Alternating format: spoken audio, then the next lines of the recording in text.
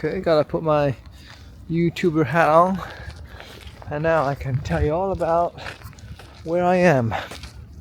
I am at Hiroshima Castle, which is a site of historical significance. In fact, all the major sites in Hiroshima are next to each other. So you have I think it's pronounced the Shukkeien Garden, well manicured garden, which is also quite ancient. It's I think that way. This is the Hiroshima Castle, and that way is the Peace Park.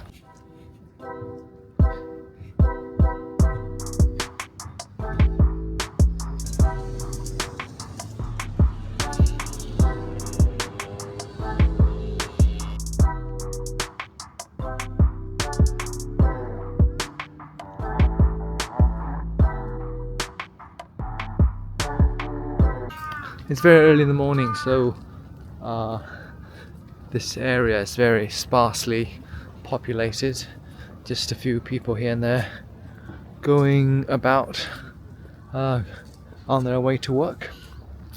The moat around the castle is filled with koi fish, and they're quite big as well.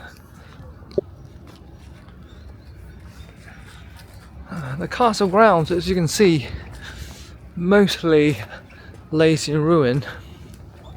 There is a very nice moat and a wall surrounding the castle.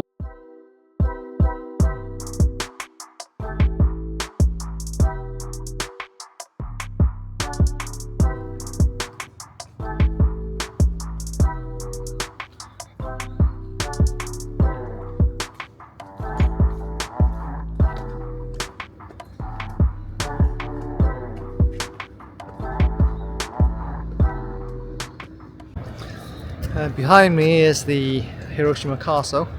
It looks slightly different from other castles I've seen in Japan. It's got a more of a wooden color exterior as opposed to green or blue. Yeah, I believe what I see behind me is mostly a reconstruction of the original. Now, if we look across the river, we can see Mazda Stadium over there. Mazda is I think maybe the biggest employer here in Hiroshima, because it's headquartered here. Not sure what that dome-like building is. Alright, whatever it is, it's not going to stop us from our next destination, from our next stop, which is the Shukkeien Garden. I'll see you there.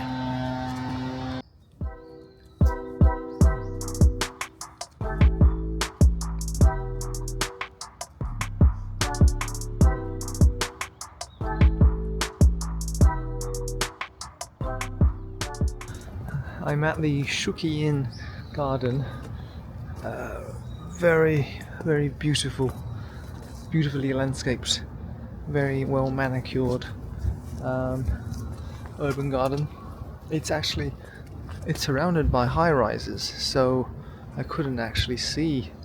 I was trying to look for a green space and couldn't see it behind those buildings, but it's tucked away in between all these high rises. A urban oasis, if I ever did see one. The approach gives way to this lovely scenery. It's essentially a panoramic view. We've got hills over there, pavilions, stone bridge, wooden bridge, and a lot of pine trees, and also maple trees. I just missed the foliage season by a few weeks, so I think a few weeks ago this place must have been even more beautiful. Incredibly incredibly peaceful atmosphere. It's so still, so quiet that all you hear are birds chirping and leaves rustling, or what is left of the leaves. We are in very deep autumn right now. It's early December,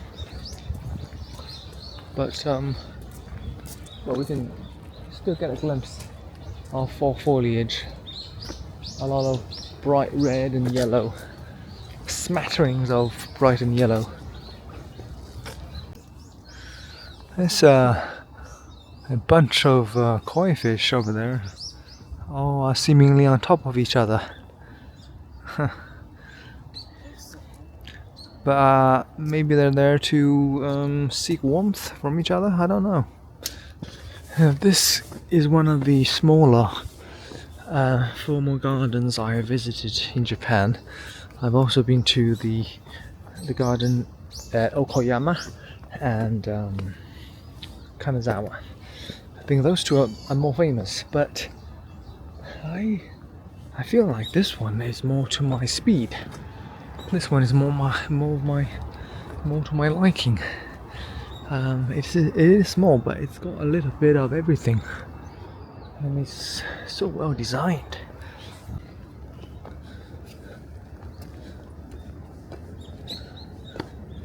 I think we've reached the highest point.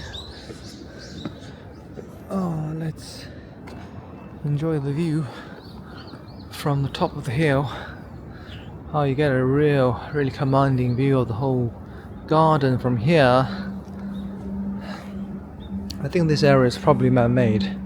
It's a very hilly section, and you've got a variety of bridges kind of spaced evenly throughout the park, and then you've got a few pavilions, one here, one in the far distance, and there's a tea room on the left.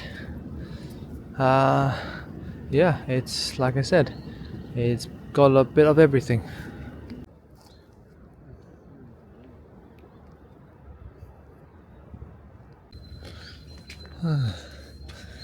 We've now arrived at the bamboo forest. There seems to be one in every formal Japanese garden. This one, it's reminiscent of the one in Kyoto, or on the outskirts of it. However, in miniature form.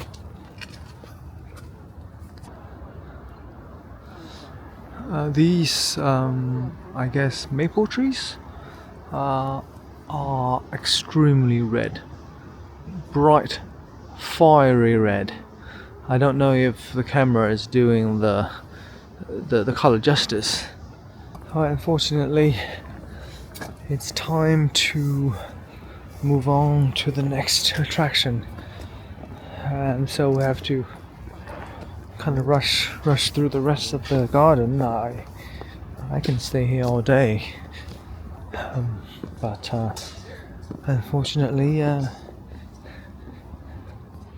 nature calls. We're gonna rush through the rest of the trail, and then be on our way.